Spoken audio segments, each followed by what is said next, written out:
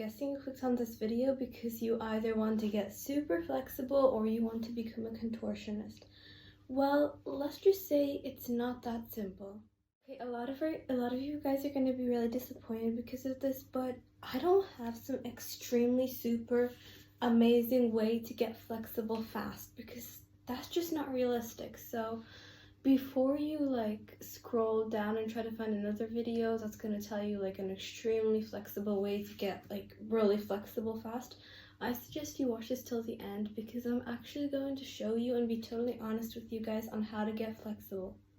Alright, so now that I've burst your bubble and you realize you can no longer get flexible or that there's no secret way to get really flexible fast like you've been hoping for, let's talk a bit more about how long you should stretch and how much you should stretch. Okay, so flexibility is all about consistency, so I suggest stretching at least 4 times a week for 20 minutes or 5 times a week for 15 minutes or 6 times a week for 10 minutes. If you want, you can also make these times longer and adjust them and, well, suit them how you want them to be, but I feel like these are really good baselines. I, for one, don't actually do a lot of stretch routines. I mainly just kind of stretch out around the house when I'm doing normal things like reading a book or watching some television. So I really like to do that, but if you're a complete beginner, I really suggest stretching out at least every single day for 10 minutes. Alright, so now that you know the average time of how much you're going to stretch, we're going to focus on some of the basic skills you want to learn first. So I'm guessing a lot of you want to be able to do the splits like me right now, and this is one of these poses that a lot of beginner contortionists learn or already know. It's like the baseline of everything else, because from the splits you can technically go into a back arch, go into a forwards arch, and basically it's one of those poses that are required if you want to get some of those other more advanced poses. Alright, so instead of lecturing you guys about the stretches you should do, I'm gonna make a quick speed run of some of the stretches you could try.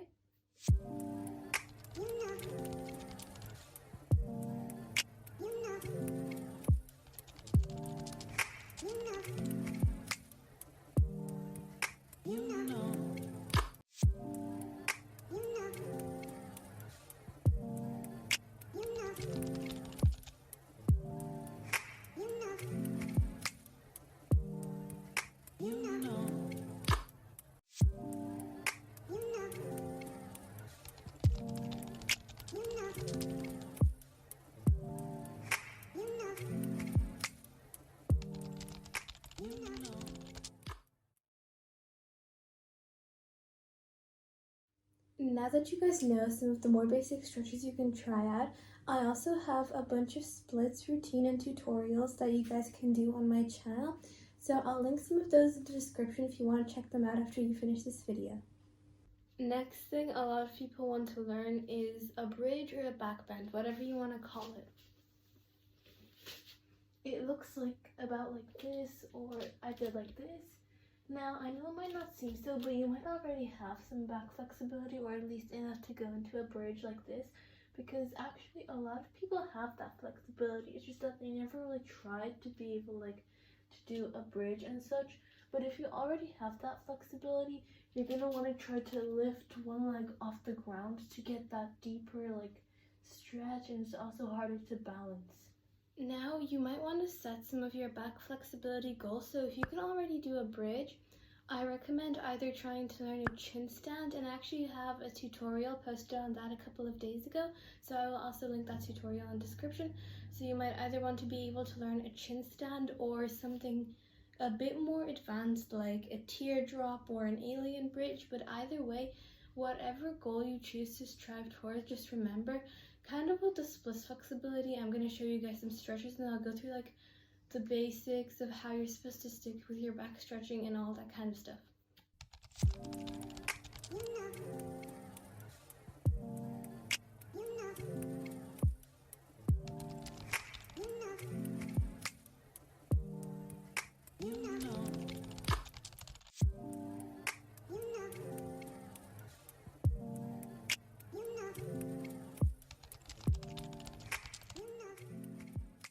just like with the splits, I have a bunch of back flexibility stretching routines on my channel, so you guys should make sure to check them out and see which one works best for you. Sometimes people just don't have the time to stretch out because you're either really busy with school or work or other things in our life that we have to handle. And what I suggest doing then is, even if you're able to have like 10 minutes in the morning, in the evening, or in the middle of your day to stretch out a part of your body, then that's totally fine as well. It'll still make you get a very big amount of flexibility over time. So for example, for one day you might want to stretch, like we'll do one of my 10-minute leg flexibility stretches, and then for the next day you might want to do some back flexibility stretches and keep changing that.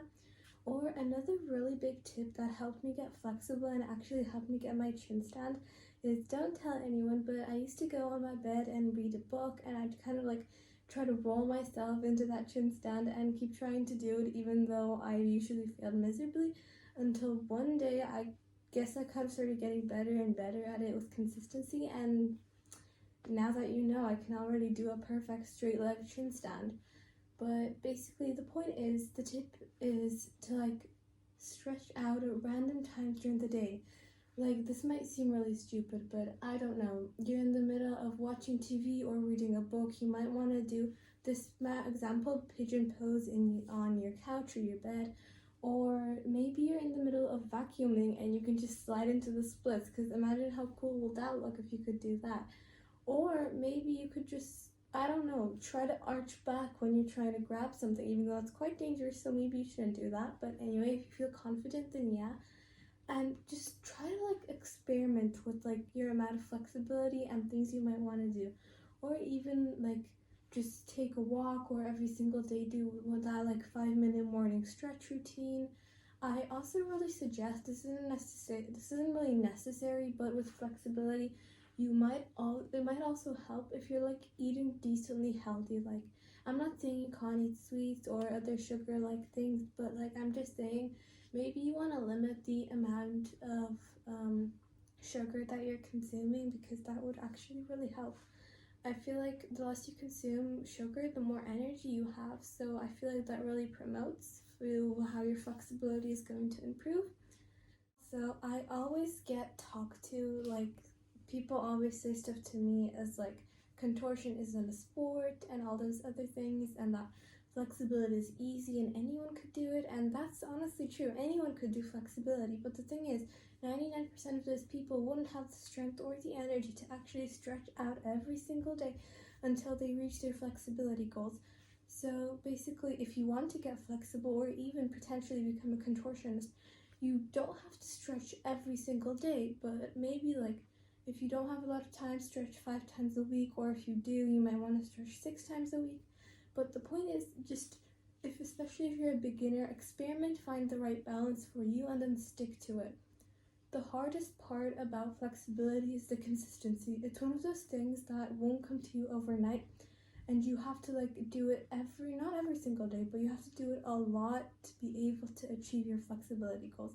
So I really hope you guys get your flexibility goals, and like I said, check out my stretch routines because they actually really help you guys.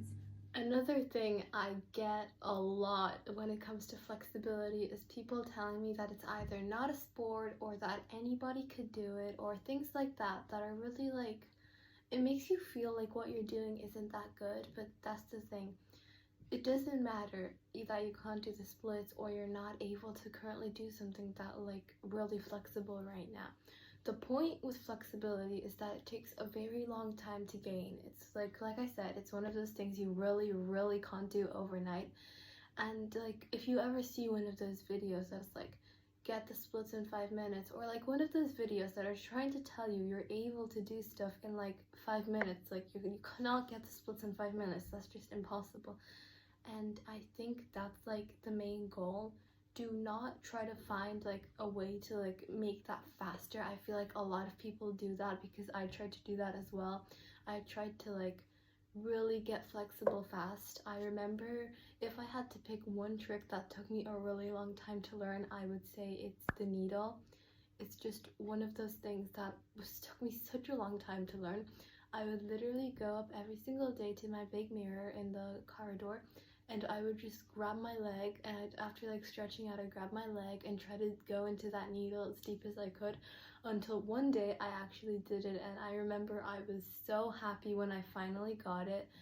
And yeah, that's the thing about flexibility. There's always going to be those days where you feel like you're just not flexible, that you're not going to get there. If you continue to do stuff on those days, then trust me, you are going to get flexible. I feel like there's always that one day where you feel like you're way more flexible than you usually are, and that's great. I feel like that happens to people. And yeah, so I feel like we should now address some of the common myths that people think about when it comes to flexibility. It may not seem like it, but this is probably the most important part of this video. So I feel like we should address a couple of myths about flexibility. Alright, so myth number one, which I actually get a lot, like especially like on Google or on the internet. For some reason, a lot of people seem to think contortion and things like flexibility is only for girls, and I just completely disagree with that. Like, there's nothing wrong with a guy being flexible, but for some reason the internet seems to make you think that it's like one of those things only girls can do. So if you're a guy and if you're watching this video, that's not true. You can totally get flexible, and maybe even more flexible than the average contortionist. Right, so myth number two is that it's impossible to get flexible if you're like 15 or like 16, or even if you're like in your like early 40s, or if you're like basically like not as young as you would expect for like somebody to become really flexible.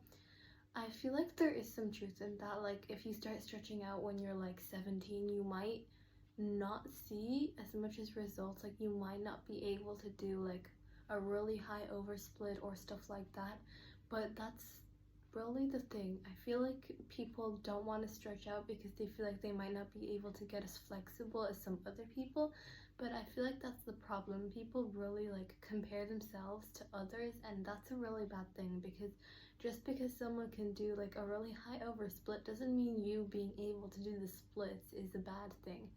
Just because like you're comparing yourself to someone else, it makes you think that you're bad, but that's the thing, you're really not.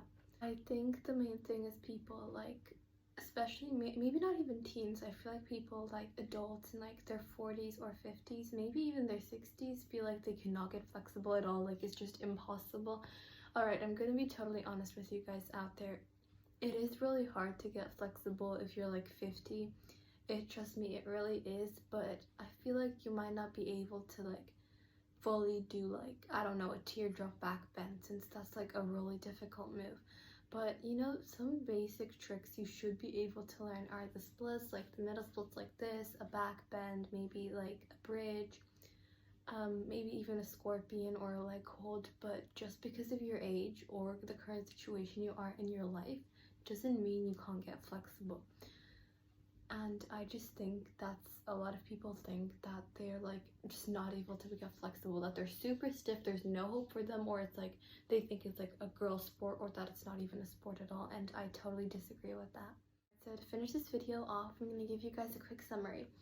So things you should do: stretch out at least 5 times a week and basically stay consistent with your stretching and don't give up. Things you should not do is listen to people when they tell you contortion is not a sport, because it is, and do not argue with me about that. And also just focus on yourself and don't compare yourself to others. And I feel like if you do all those things and stay consistent with it, and it will be hard, then I feel like you have a really good chance of becoming extremely flexible. So thank you so much for watching. If you've made it this far, I'm really happy, because not a lot of people and my viewers make it this far into the video. So if you did, well done, and thank you so much for all your support, everybody. And yeah, that's it for today's video, and let me know if you guys want more videos like these.